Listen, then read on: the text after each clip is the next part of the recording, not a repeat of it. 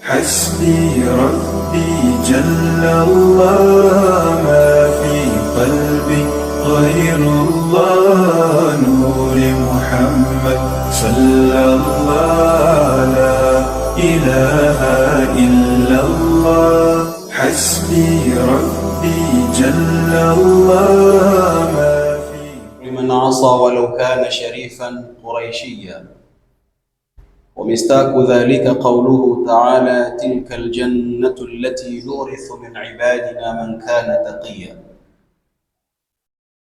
وأشهد أن لا إله إلا الله وحده لا شريك له، المنفرد الصمد، الذي لم يلد ولم يولد ولم يكن له كفوا أحد.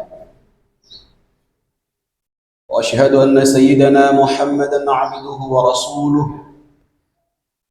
أرسله الله تعالى بالهدى ودين الحق ليظهره على الدين كله ولو كره المشركون. أشهد أنه قد بلغ الرسالة وأدى الأمانة ونصح الأمة ومحى الظلمة وكشف الله به الغمة، وجاهد في الله حق جهاده، وتركنا على محجة البيضاء ليلها كنهارها، لا يزيغ عنها إلا هالك. فجزاه الله خير ما جزى به نبيا عن أمته ورسولا عن قومه. اللهم فصل وسلم وزد وبارك وكرم على سيدنا محمد وعلى آله وأصحابه أجمعين. أوصيكم عباد الله ونفسي بتقوى الله تعالى، فقد فاز المتقون. وأحثكم على طاعة الله وطاعة رسوله في كل وقت لعلكم تفلحون. واعلموا أن الفوز للمتقين، ومن لم يلبس ثيابا من التقى تقلب عريانا ولو كان كاسيا، وخير لباس المرء طاعة ربه، ولا خير في من كان لله عاصيا. يقول مولانا سبحانه وتعالى في محكم آياته بعد أعوذ بالله من الشيطان الرجيم: بسم الله الرحمن الرحيم. سابقوا إلى مغفرة من ربكم وجنة عرضها كعرض السماء والأرض، أعدت للذين آمنوا بالله ورسله، ذلك فضل الله يؤتيه من يشاء، والله ذو الفضل العظيم. صدق الله العلي العظيم، وبلغ نبينا الوفي الكريم، ونحن على ذلك من الشاهدين وله من الشاكرين. صدق ربنا ذو الجلال والإكرام. اللهم اجعل القرآن العظيم ربيع قلوبنا ونور صدورنا وجلاء أحزاننا وذهاب همومنا وغمومنا. اللهم ذكرنا منه ما نسينا، وعلمنا منه ما جهلنا، وارزقنا تلاوته آناء الليل وأطراف النهار على الوجه الذي يرضيك عنا. Baada ya kumhimidi Mola Subhanahu wa Ta'ala na kumtakia rahma na amani Bwana Mtume alayhi salatu wassalam, ndugu wapendwa wa imani, ndugu wapendwa wa Uislamu, kwanza kabisa ni kumshukuru Mola Subhanahu wa Ta'ala aliyetuwezesha kuumaliza mwezi mtukufu wa Ramadhani tukiwa katika siha njema, tukiwa katika afya, na tukajaliwa pengine baadhi yetu kuweza kupata kufunga siku sita za mwezi huu wa Shawwal, na ambaye hajapata kufunga mwanzo bado mwezi haujaisha, tushaukata nusu, anazo bado wiki mbili kuweza kutekeleza ibada ya sita ambayo Mtume alayhi salatu wassalam atuambia katika hadithi, mwenye kufunga mwezi wa Ramadhani na akafuatishia kufunga siku sita za Shawwali ataandikiwa ni kana kwamba amefunga mwaka mzima. Tusizikose siku njema kama hizi kuzitumia katika kutafuta mema. Ndugu wapendwa wa imani, ndugu wapendwa wa Uislamu, tumetoka katika mwezi wa ibada, lakini taa haikatiki. Tumetoka katika mwezi wa kujitolea, lakini kutenda mema hakuna mwisho. Mola Subhanahu wa Ta'ala Mwambie Mtume alayhi salatu wassalam ya kwamba wa'bud rabbaka hatta yatiyaka al-yaqin, muabudu Mola wako mpaka kifo. Kwa hiyo kama namna alivyosisitizwa na kuhimizwa Mtume alayhi salatu wassalam kwamba afanye ibada mpaka hatua yake ya mwisho katika ibada ni siku ya kuondoka ulimwenguni, na sisi ummati wake nao twahimizwa katika hilo. Tumwabuduni Mola subhanahu wa ta'ala katika maisha yetu, na tusiwe na mwisho isipokuwa mwisho hiyo ni siku ya kuondoka hapa ulimwenguni.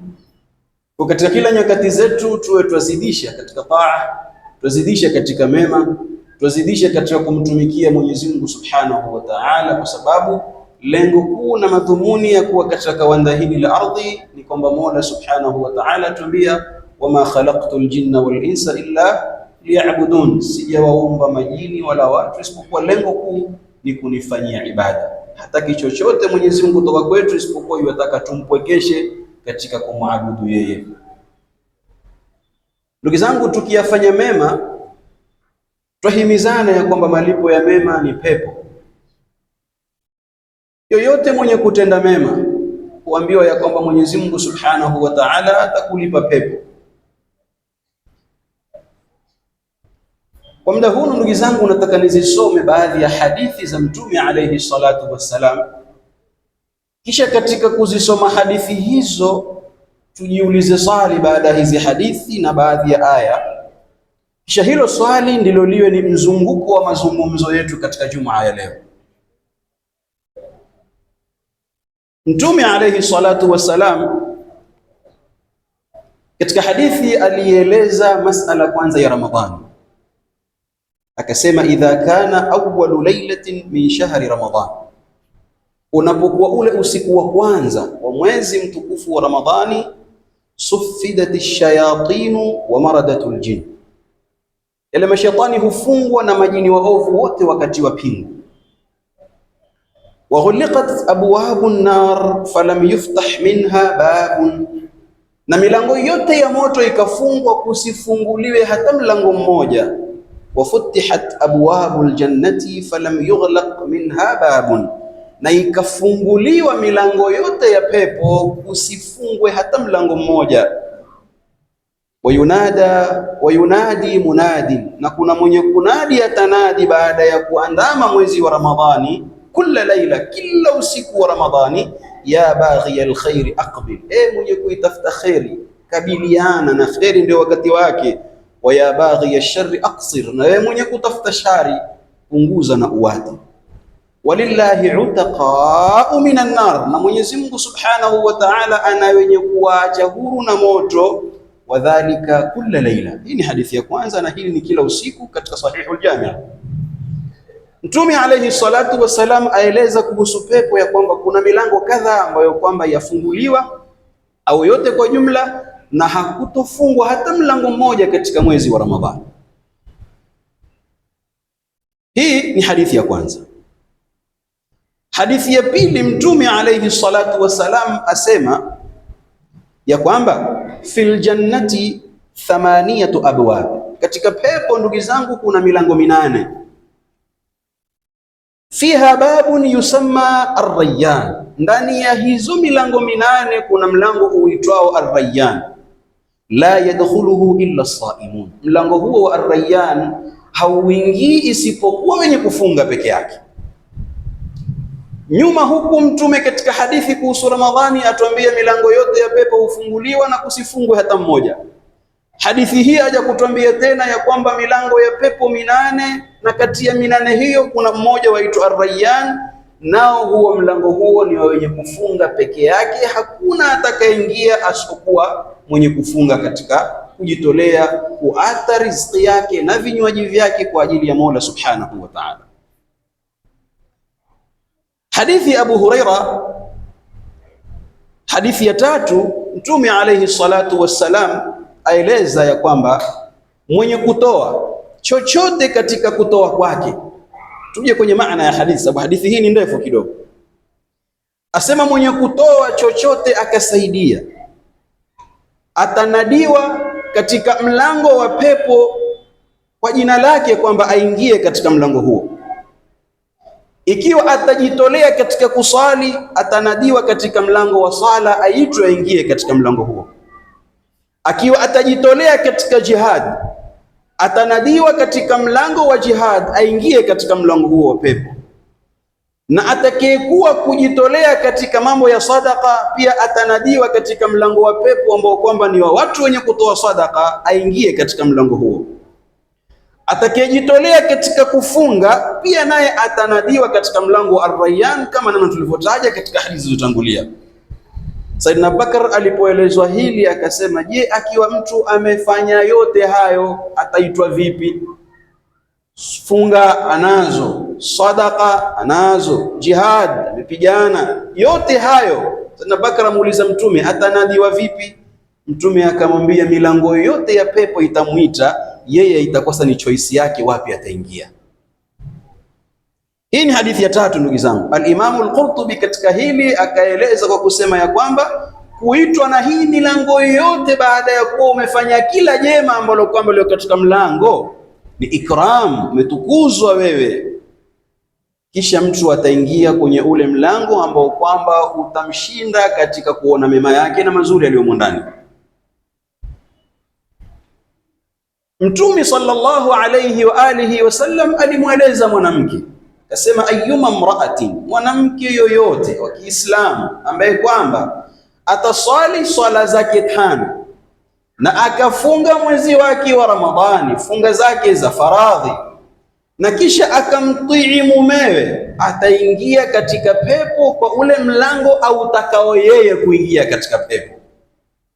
So utaona Mtume alayhi salatu wassalam kadri anavyoeleza kuhusu pepo hataji ya kwamba ni mlango mmoja au miwili, lakini ukija katika aya za Mola Subhanahu wa Ta'ala, Mwenyezi Mungu katika suratu Zumar aeleza wa kusema ya kwamba wasiqa alladhina taqaw rabbahum, na watasukumwa au wapelekwe wale waliomcha Mola wao, ila aljannati zumara, kupelekwa peponi makundi kwa makundi, hatta idha jauha, mpaka wakishaikaribia milango ya pepo, wafutihat abwabuha, na ile milango ya pepo ikafunguliwa, qala lahum khazanatuha, walinzi wa pepo wakawaambia hao watakaokuja katika milango, salamun alaikum, amani kwenu nyinyi, tibtum, umekuwa wazuri, fadkhuluha khalidin, ingieni ndani ya pepo mukae daima dawamu.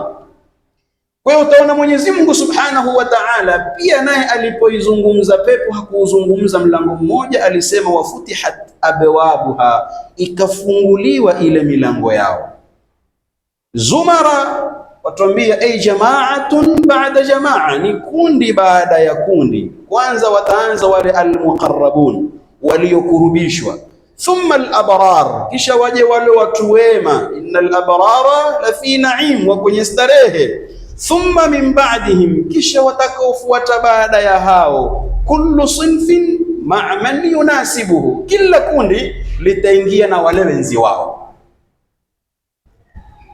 Hadithi nyingine ya Mtume alayhi salatu wassalam akasema, awwalu zumratin talijul janna, kundi la kwanza ambalo kwamba litaingia ndani ya pepo, suwaruhum ala surati alqamari laylatal badri, sura zao ni sura za mwezi katika mwezi wa 15, mwezi uliokamilika katika ung'araji na umemetaji wa sura zao watakavyokuwa katika kuingia ndani ya pepo hizo. Hawatotema mate machafu ndani ya pepo hizo, hawatokwenda haja ndogo wala kubwa. Vyombo vyao na vichana vyao ni dhahabu na fedha, mpaka vile vyetezo vyao pia havina haja ya kutiwa ubani na udi. Vile vyetezo vyenyewe pia navyo vikichomwa vatoa harufu mzuri. Jasho wanalolitoa watu wa peponi ni jasho ambalo kwamba lanuka miski.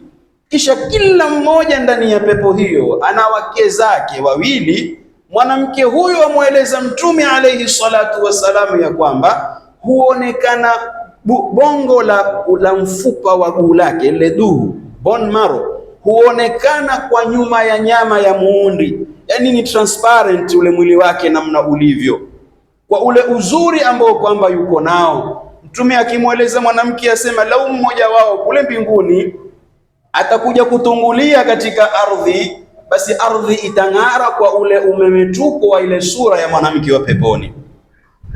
Hakuna tofauti kwa wao, hakuna chuki kwa wao, manake wanazana ma fi sudurihim min ghillin. Ili tuweze kustarehe lazima kusiwe na chuki.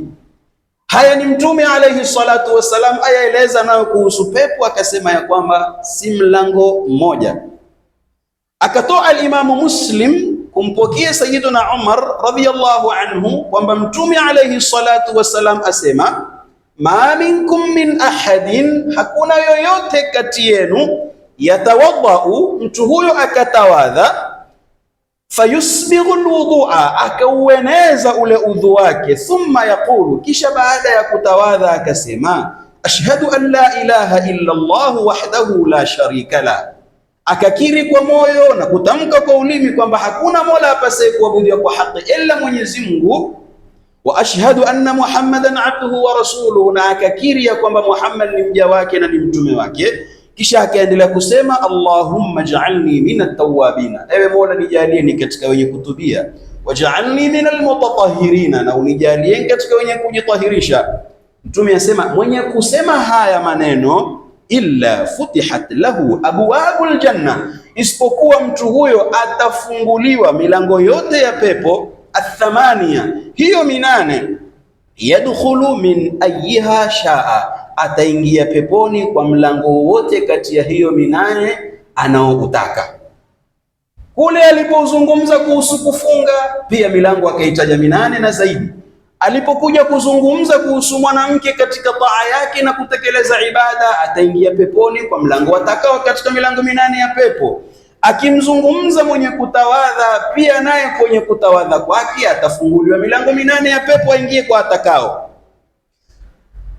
Mtume akaeleza tena katika hadithi ya kwamba inna ma baina almisra'aini, kati ya viguzo viwili vya pepo, mlango ule wa pepo viguzo vyake, asema ni kati ya Maka na Hajar na kati ya Maka na Busra. Ule umbali ambao kwamba wauona ndio umbali wa viguzo viwili vya milango ya pepo katika kuingia. Ule ukubwa namna utakavyokuwa kwamba utatubeba kila ambaye kwamba atajizatiti katika kumtumikia Mola Subhanahu wa Ta'ala. Swali ambalo kwamba nataka tujiulize, ndugu zangu Waislamu, katika hutuba yetu kwa hizi hadithi tulizozinukuu na kuzitaja na nyingine nyingi ambazo kwamba tumeziata, kwa nini Mwenyezi Mungu Subhanahu wa Ta'ala akaifanya hii milango ya pepo ikawa ni minane? Kwa nini kuna hiyo tidad? Wajua nyumba yako nzuri, ingia ndani ndio ushaingia. Lakini leo Mwenyezi Mungu Subhanahu wa Ta'ala atuhimize katika mema, atuahidi pepo, lakini pamoja na kutuahidi kwake atuambie ya kwamba hii milango ya pepo yenyewe pia si moja, si mlango mmoja, kwamba mkishaingia nyote mahali basi ni sawa sawa labda na kawanda kubwa, mkiingia kila mmoja astareheshwe kwa starehe sawa sawa. Kwa nini Mola Subhanahu wa Ta'ala akaiweka milango ya pepo ni zaidi ya mmoja? Ipi hikma yake? Kila ukimwona Mtume aizungumza pepo, hazungumzi ya kwamba ni sehemu ndogo yenye mlango mmoja, yuaizungumza ya kwamba ni sehemu kundufu sana, na mbali na ukundufu wake pia si sehemu ya kwamba ina mlango mmoja. Lengo ni nini? Ni ipi hikma ya Mola Subhanahu wa Ta'ala kutuwekea milango tofauti tofauti ya pepo? Hizi pepo zina majina kama tulivyotaja. Kuna Ar-Rayyan, ni mlango ambao kwamba wenye kufunga. Mtume katika hadithi akatuhimiza wakati muomba Mwenyezi Mungu Subhanahu wa Ta'ala pepo, fasaluhu al-Firdaus, muombeni pepo ya juu zaidi ya Firdaus. Na hapo ndipo ambapo kwamba zile main mito yote ya pepo nyingine yatokea katika pepo ya Firdaus. Kule kwenye pepo wengine kote wanapokea zile chemba zake, lakini ile mito yenyewe asili yake iko katika pepo ya Al-Firdausul A'la. Mtume akasema mkimuomba Mwenyezi Mungu pepo, basi muombeni pepo ya Firdaus. Kuna Al-Jinan, zote hizi ni katika milango ya pepo na kuna watakaoingia. Ipi hikma ya Mola Subhanahu wa Ta'ala kutuwekea sampuli kama hivi kwamba kuna milango kadha na kuna watu sifa kadhaa wa kuingia. Hikma ya kwanza ya Mola Subhanahu wa Ta'ala kutuwekea katika hili tahfizul muslim, ni kumhimiza Muislamu, kumsukuma Muislamu liyatakhassasa fi babin min alkhairi yudawimu alayhi, ili mtu ikiwa yeye yuwataka mlango fulani katika milango ya pepo afanye takhassus, aspecialize kwamba mimi naitaka pepo ya Ar-Rayyan, basi lazima ni specialize katika kufunga, kwa sababu hii pepo ya Ar-Rayyan hakuna atakayeingia isipokuwa nani? Aliyefunga. Sasa Mwenyezi Mungu Subhanahu wa Ta'ala atuwekea tofauti tofauti ili mtu awe yuwataka huku aspecialize katika kule ya kutakako. Leo utasikia kuna mtu huyu ni mwanahesabati, maanake hesabu hazimsumbue, ambao ni somo ambalo wengi la wasumbua na hawalitaki kwenye mashule. La watu wataandamana kwamba masomo yaondolewe, basi nina imani hesabu litakuwa somo la kwanza litakalopata wapigaji kura wengi kwamba liondolewe. Kuna wanasayansi ambao kwamba huchunguza wakaja wakatuambia kwamba kuna mvua, mara wakakosea, mara hupata. Kuna wanahistoria ambao kwamba wanajua tarehe hapa kuliishi kina nani, wakaja wakatudanganya wakatuambia kwamba asili ya mwanadamu alikuwa ni yonda kwanza, kisha akasimama mkia ukapotea mpaka akawa mwanadamu. Qur'ani yatuambia mengine, na wana tarehe nao pia wakatuambia mengine. Ala kulli hal, kuna kila fani watu wamespecialize katika fani hizo. Tasikia huyu ana hili, hata ukienda hospitali utaambia huyu ni daktari, lakini daktari wa masikio tu. Yaani kwenye kusoma kwake alisomea, lakini akaenda akajihusisha na maradhi ya masikio na tiba zake. Waambia huyu hana masikio wala hana lile, huyu amejihusisha na mifupa. Ukivundika mfupa wataka kuunganishwa, wataka kukatwa, wataka kufanywaje, huyu ndiye mwenye kushughulikia mifupa. Waambia huyu ni daktari, lakini daktari wa koo tu. Huyu ni daktari, lakini daktari wa matumbo tu, ya wanawake, ya wanaume, yeye atashughulikia. So utaona pia katika takhasus za kidunia kwamba kuna watu wamespecialize katika kitu fulani. Walillahi almathalul a'la, na kwa Mwenyezi Mungu hii mifano iko juu zaidi. Mwenyezi Mungu Subhanahu wa Ta'ala ametuwekea hii milango ya pepo tofauti tofauti, kwa sababu sisi wenyewe pia katika utafutaji tuko tofauti. Angalia Mtume amesema nini? Kullu sulama minan nas, kila kiungo katika watu, hivi viungo tulivyo navyo, alayhi sadaqa. Kiungo chako chochote kinachokuwa ulichokibeba kina sadaka zake. Kulla yawmin tatlu'u fihi shams, kila siku ambayo kwamba yachomozewa na jua. Mtume akaeleza, ukifanya uadilifu kati ya watu wawili una sadaka ndani. Hata Alimamu Shaabi alikuwa akieleza watu hutaja visa vya wanyama. Sema wale paka wawili walishika kipande cha maziwa ya mgando. Nyoko ndiani wakapata kipande cha maziwa ya mgando. Wakaambiana, utagawanya? Yule paka, mimi sikuamini wewe, tutafute mtu mwingine tugawanyie. Walipotoka kwenye barabara wakamkuta yonda au tumbiri yonda zake. Akamwambia, bana, utugawanyie hichi kipande cha maziwa, wale maziwa ya mgando. Yonda akaenda katafuta mezani. Visa na vitoni Alimamu Shaabi sema alipotafuta mizani ameileta, akakata vile vipande, kile kipande akavikata viwili, lakini kimoja kikawa ni kikubwa, kingine kikawa ni kidogo. Hichi kidogo kikaeka huku, kikubwa kikaeka huku. Hichi kikubwa kikaenua hichi kidogo. Sasa kukipunguza hichi kikubwa kiwe sawa na hichi kidogo, akawa kipunguza kwa kukila. Kichukua kiuma kamiza. Lakini hukiuma kikawa kidogo zaidi kuliko hichi huku, akakieka. Hichi huenua hichi huku. Huchukua hiki kubwa na pia kakiuma kikawa kidogo zaidi kuliko hicho. Sasa wale paka wawili huangalia, huyu amaliza mkate wetu wa maziwa. Mwisho wakamwambia masitosha bwana, hebu tupe hivyo hivyo kilivyobakia. Sasa Mtume atuambia ukifanya uadilifu kati ya watu wawili, katika uadilifu huo waandikiwe umefanya jambo la sadaqa. Walitoka simba, mbwa mwitu na mbweha kwenda kuwinda. Walipokwenda kule mawindoni kwao wakamuinda paa, wakawinda twiga, na wakawinda na sungura. Kazunguka wakaona tumpata hivi, tumpata twiga wetu, tumpata paa wetu na tumpata sungura. Simba akamwambia mbweha, gawanya bwana. Yule mbweha akamwambia mbwa mwitu, bwana, hapa huyu twiga ni wako. na huyu sungura huyu atachukua mbwa mwitu, mimi mbweha atachukua huyu paa, na katika zile nyama zote pale nyama tamu ni yule paa. Simba akagundua kwamba huyu mjanja amechukua ile nyama ambayo kwamba ni tamu zaidi katika vyote, akampiga kofi mpaka kichwa kikikata hiki. Sasa mbwa mwitu amuona mbweha namna alivyofanywa, baada ya kuwa shauliwa akamwambia mbwa mwitu, hebu gawanya na wewe. Yule bwana akamwambia, sikiza bwana, kiganyo hapa kiko wazi kabisa. Huyu twiga bwana utakula ni breakfast, huyu paa utakula ni lunch, na huyu sungura utakula baina ya lunch na breakfast hapo katikati. Yule alipigwa kofi, huyu akampigia makofi. Akamwambia, wewe bwana umesomea wapi hichi kigawanyo cha uadilifu? Maana wajua kugawanya wewe? Akamwambia, hichi kigawanyo nimekisoma nilipoona kitwa cha mwenzangu kimeata mwili. Maana haikuwa nikosea mara ya pili, kile kilichomtokea mwenzangu na mimi pia kinitokee. Kwa hiyo Mtume alayhi salatu wasallam atuambia kila kiungo cha mwanadamu kina sadaka. Umetumia ulimi wako kuhukumu kwa uadilifu kati ya watu wawili, Mwenyezi Mungu kuandikia sadaka katika hilo. Hata ule mnyama wako nyumbani ambaye kwamba yokubeba mizigo na ukamsaidia katika kutumikia, pia una sadaka. Akasema mengi katika hayo, mpaka akasema kila hatua za wewe kuzinyanyua, kutembea, kwenda zako katika swala, zile hatua pia waandikiwa ni sadaka. Waondosha udhia njiani, umeona ni jiwe, umeona ni kinyesi, ukakifinika ukakiondosha, pia waandikiwa ni sadaka. Katika hivyo kuna mengi katika mengi ambayo kwamba mengi hayo ya kutia katika kila mmoja kati ya milango ya pepo.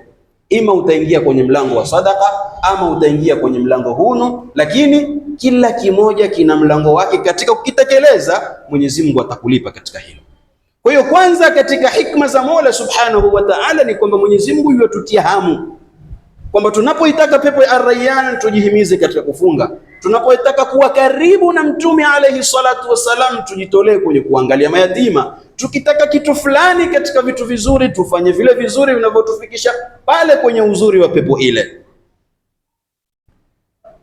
Wasabiquna as-sabiqun ulaika al-muqarrabun. Katika suratul Waqi'a aya 10 mpaka 11 kuna wale waliotangulia ambao kwamba ndio waliokurubishwa, ili na wewe uwe katika hawa, ni uyafanye yale walioyafanya hawa, ili uingie katika hiyo daraja ya muqarrabuna ambao kwamba wana pepo yao, ambao kwamba ni wenye kutangulia kwenye kuingia peponi. Qala al-Imam Malik rahimahullah. Al-Imam Malik asema, Imam Dar al-Hijra asema ya kwamba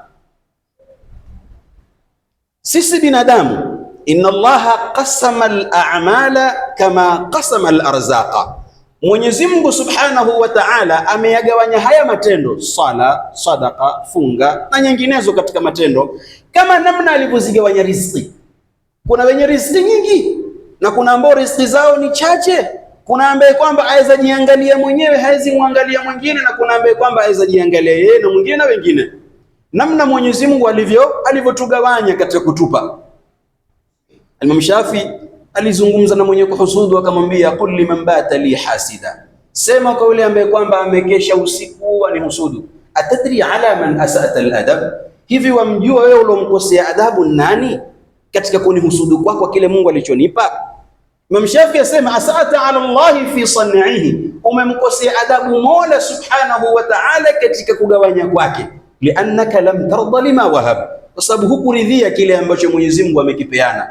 Wa kana min Allahi an khassani, Mwenyezi Mungu akanihusisha mimi akanipa alichonipa. Wasadda alayka tariqa talab, akakuzuia wewe hukupata kile ambacho kama na nimekipata mimi. Kwa hiyo ni Mwenyezi Mungu anavyogawanya. Malik atuambie Mwenyezi Mungu ameyagawanya matendo kama namna alivyozigawanya riziki zetu kati yetu. Farubba rajulin, kisha akaeleza Malik asema, huenda mtu futiha lahu babu fi salah, kuna mtu amefunguliwa mlango wa sala. Yani kuna watu katika watu ambao kwamba hata iwe namna gani aweza akatema machafu ya miraa akenda akasukutua asikose swala. Futiha lahu babun fi salah, huyu amefunguliwa mlango wa kusali, swala kwake ni nyepesi na haiwezi kumpita. Kama sura ambayo kwamba kuna mtu 100 haimtatizi, kuna mtu ukimpigia simu nipe 1000 atakutumia bila maelezo wala mama kuuliza. Hata wenyewe kwamba ukimwomba mtu pesa wakati katika WhatsApp kisha umuone typing zaidi ya dakika 2, mwambie tosha nimepata. Maana hao maelezo yanayokuja ni makubwa kuliko hiyo dharura uliomueleza. Sasa kuna mtu Mwenyezi Mungu Subhanahu wa Ta'ala amemfungulia mlango wa sala, kwake swala ikawa ni nyepesi. Walam yuftah lahu fi siyam, lakini mtu huyo kwenye kufunga ni mzito. Kwenye kusali mashaallah, aweza kaswali tena vizuri kwa ikhlasi, kwa khushu'i, kwa kila namna zinazotakaniwa katika sala, lakini kwenye kufunga ikawa humpati. Akishafunga Ramadhani hana sunna, hana faradhi nyingine mpaka Ramadhani nyingine. Hata ukamwambia bwana leo kesho Arafa, akwambia Ramadhani inshallah. Si yeye, ni riziki Mungu alomfungulia kwamba huyu kwenye kufunga kuna uzito, lakini ana ibada nyingine ambayo Mwenyezi Mungu amemrahisishia katika kuitenda. Wa akhar, kisha Imam Malik asema kuna na mwingine futiha lahu fi sadaqa, amefunguliwa mlango wa sadaqa. Kuna mtu wewe hata usipomweleza yeye husikia raha kule kutoa. Yaani lau utampa atakupa chote, lau utamuomba atakupa utakacho. Kuna mali alikwenda kwa mtu akamwomba, bwana na dharura fulani, naomba kiasi fulani cha mapema. Akamwambia cha kutosha? Hebu fikiria vizuri, cha kutosha? Yule bwana akafikiria, akamwambia cha kutosha. Mimi sio cha kutosha. Akampa mara 10 ya kile alichoomba. Sasa kuna watu Mwenyezi Mungu amewafungulia ule mlango wa kutoa. Imam Layth ibn Sa'd ni mmoja, tupige mfano huu. Alikuja mama kwa Layth ibn Sa'd akamwambia, a'inni bi jur'ati asal, nimekuja na kuomba unisaidie na tama la asali, kichupa kidogo hivi nijazie tu. Yule bwana akamwangalia akamwambia, wallahi sina asali. Yule mama ayaona mapipa ya asali yanjaa. Mama akasikitia kwamba nimeona na nimenyimwa.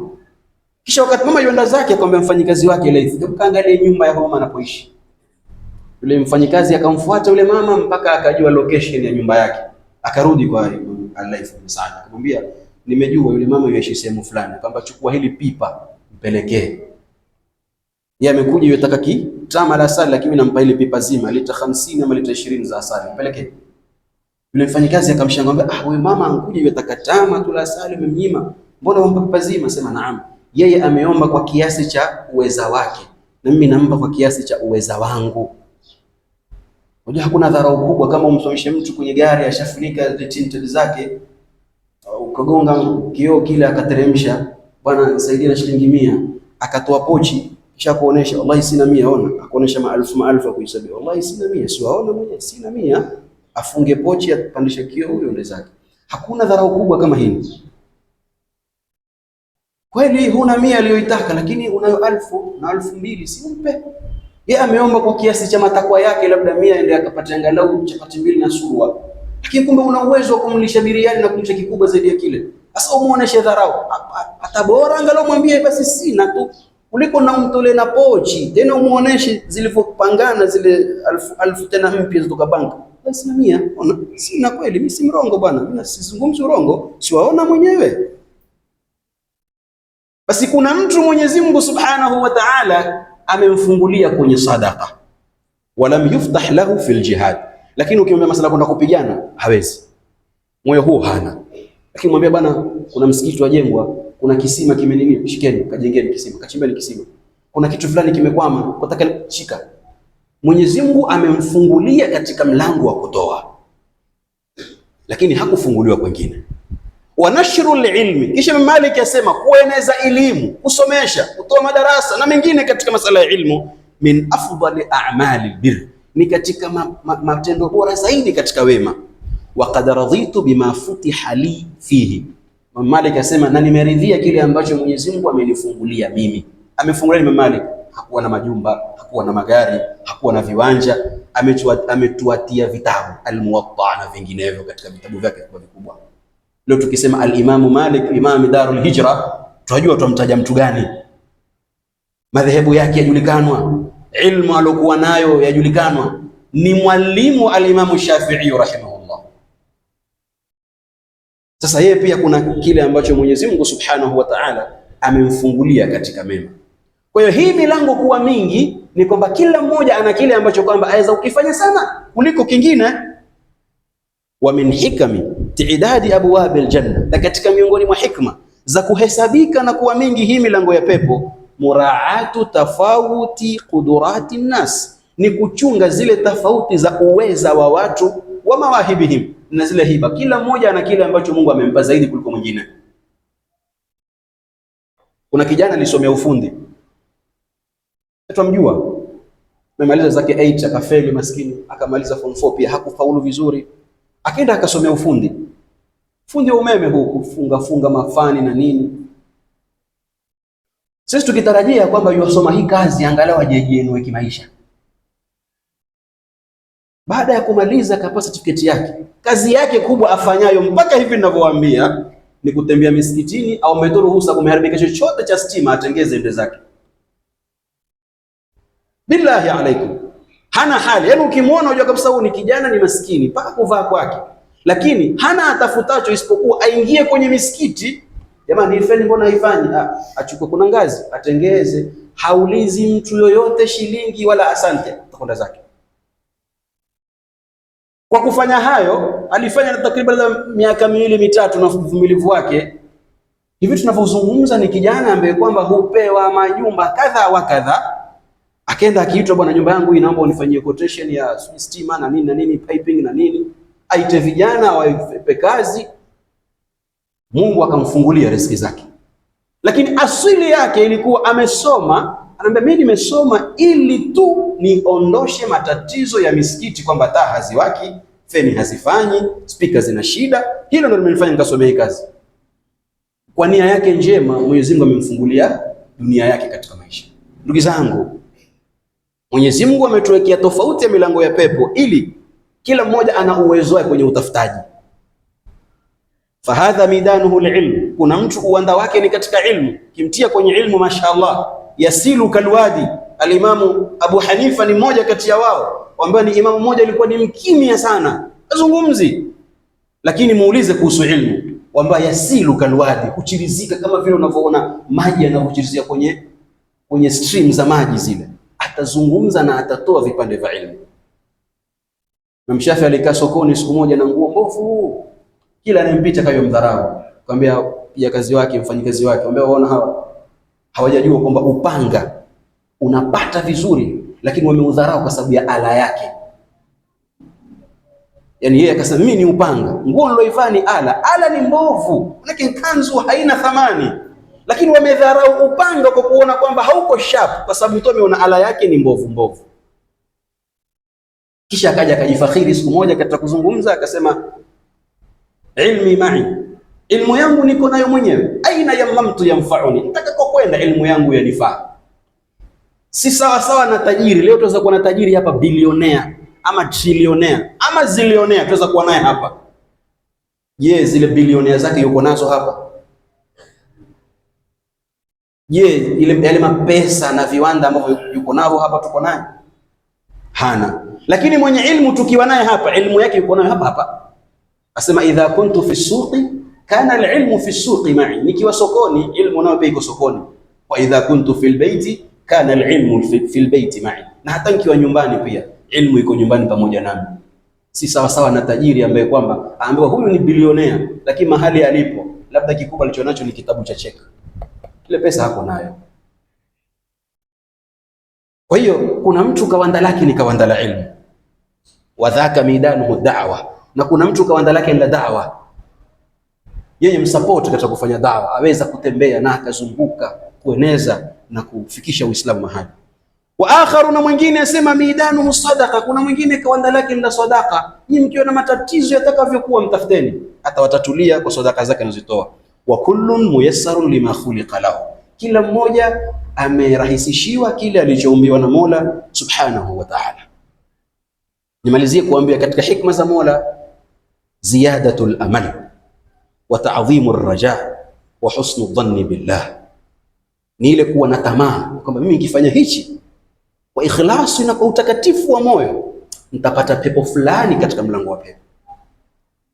Mungu yakutia hiyo tamaa, na hiyo ndio yoitaka Mwenyezi Mungu Subhanahu wa Ta'ala. Mwenyezi Mungu yotaka mwanadamu Muislamu awe na vitu viwili katika nafsi yake, awe na al-khawfu na awe na ar-raja. Amuogope Mwenyezi Mungu Subhanahu wa Ta'ala, lakini pia awe na matarajio mema kwa Mola Subhanahu wa Ta'ala.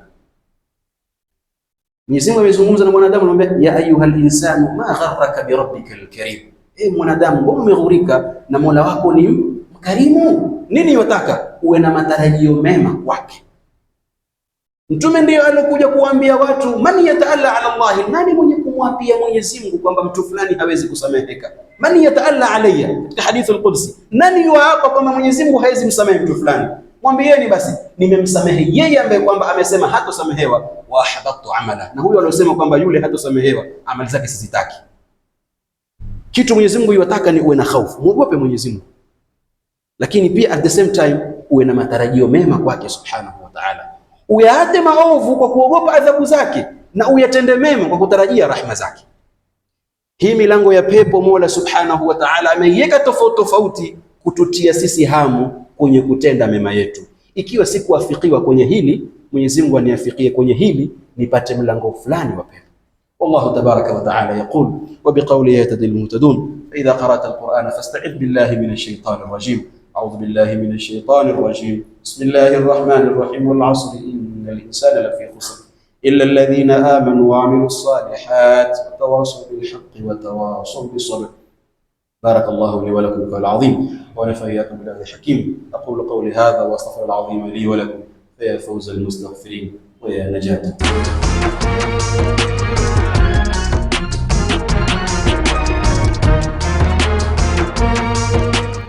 حسبي ربي جل الله ما في قلبي غير الله نور محمد صلى الله لا إله إلا الله. حسبي ربي جل الله